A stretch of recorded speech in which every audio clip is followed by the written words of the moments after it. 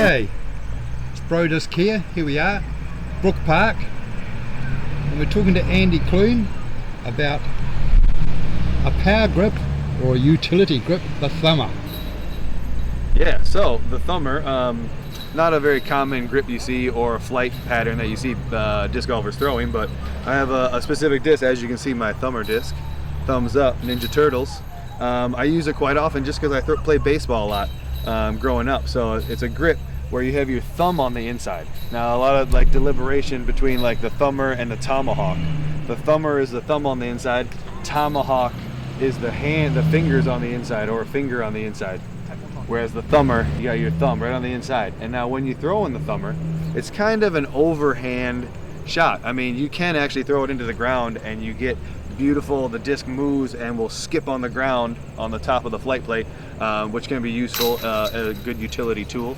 But most of the time, thumbers are thrown high in the air over the top.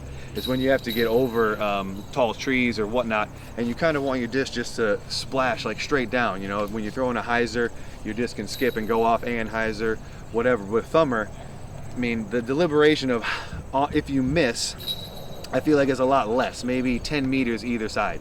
You kind of just aim almost straight at what you want to land to, and when you throw it, you're throwing it straight up in the air. Now the more angle you give it to the right, the quicker it's going to turn and drop.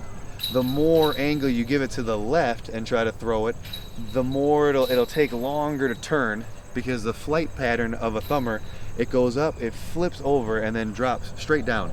And now I use this disc a lot because it's a very floppy, soft plastic, so when it hits the ground, it kind of, you know, compacts and then drops and doesn't get too many rollaways.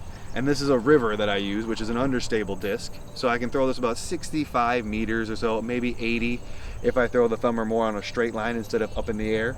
But the more stable the disc, the slower the turn of the flight will be. So you'll get a bit more distance. If you get a really, really stable disc, it might not even turn at all, and it's kind of, it almost just stays on that angle the whole way, trying to turn, but it's so stable it doesn't want to. The more unstable, the quicker it'll flip. And you can skim them on the ground. It's just a very unique style grip that you don't see a lot with players. And yeah, we'll show you some maybe flight patterns. Okay, thanks very much.